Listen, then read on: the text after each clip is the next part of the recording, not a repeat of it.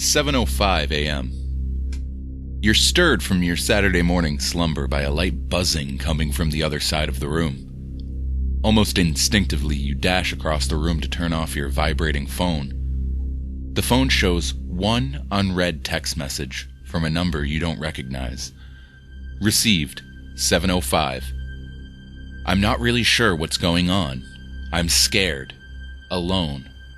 I don't know what to do anymore. I've decided to document what happens with these text messages in the unfortunate event that I am unable to tell the story myself.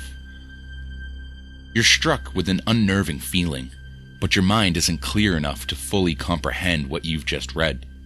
It's too early for this. You decide to head back to bed and deal with all of this later. 9:10 a.m. Your phone's familiar buzz rings through your head as you wake up to find another unread text message. The number is the same as the first message, and the feeling the words give you isn't much different either. Received, 9:10. I've decided the bathroom would be a good place to hide. I swear I can hear footsteps coming toward me. I've heard them for hours. I need to find a way out, but I'm too afraid to move. It feels like the walls are closing in on me. All I know is that I need to get out of here. It's not safe. You're starting to get worried.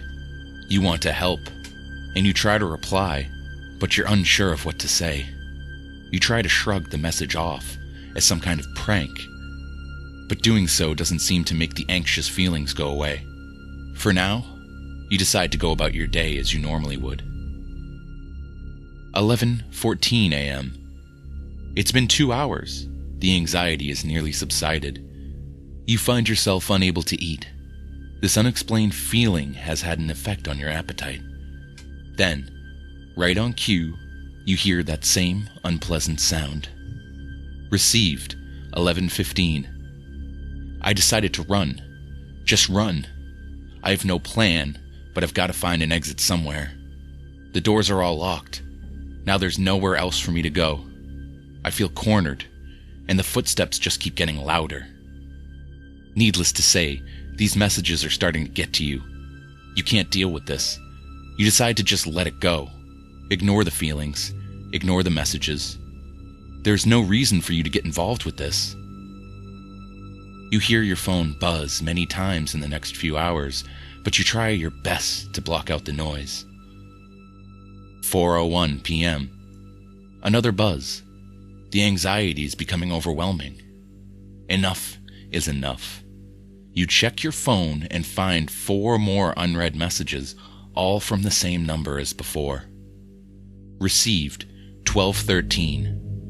I don't know how long I've been running. The footsteps won't go away. I can't escape them, no matter how fast I run. They just keep getting louder, and they're starting to seem ubiquitous. Received, 1:06. I can't run anymore. The footsteps are deafening, and there's pounding on the walls all around me. I must be going insane. There are voices in my head. The halls are speaking to me, but the words are unintelligible. Received, 2:24. The footsteps, the voices, every sound has stopped. All that's left is a horrific ringing. My ears have begun to bleed. My hearing is nearly gone, and it feels like my vision is beginning to fail as well.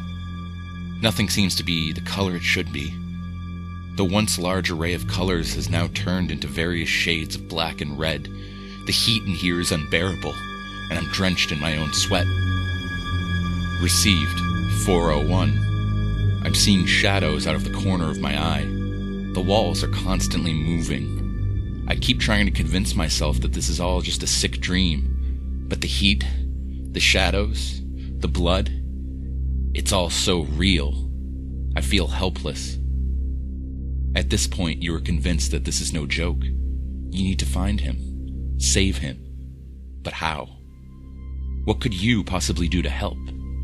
All you can do right now is wait for the next message. Received, 5:12. I started to pound my head against the wall in an attempt to make the voices stop.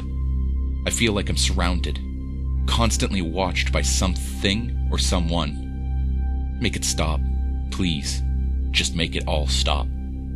Received 5:56. There's so much blood. The pain doesn't seem to bother me anymore.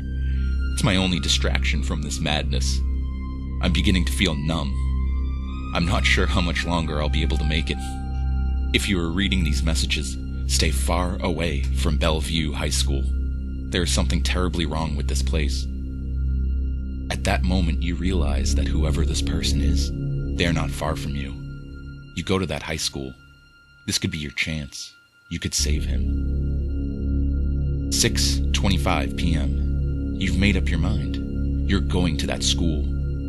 You've got no idea what you're going to do when you get there, but you know that you've got to do something. You've waited long enough. Received 6:57. I can't take this. I can't stand another second of this nightmare. There's so much blood. I can barely breathe. I'm certain this will all be over soon. It has to be. Blood. So much blood. Make it stop, please. Just make this madness stop. You darted into the school and take a quick look around. The halls seem to be empty. Where is he? You expected to see a bloodbath. For the first time, you replied to the message. Sent. 7:02. I'm here. I'm at the school. Where are you? Almost instantly you hear a buzz. Received. 7:02. I'm here. I'm at the school. Where are you? At first you're confused. You reread the message over and over again. The pieces slowly come together in your mind. The messages you received all day, they were sent from your phone. With that, the door slams shut behind you, and you start to hear footsteps coming after you. Scared and alone, you turn to run, catching a glimpse of the time displayed on the clock overhead. 7:05.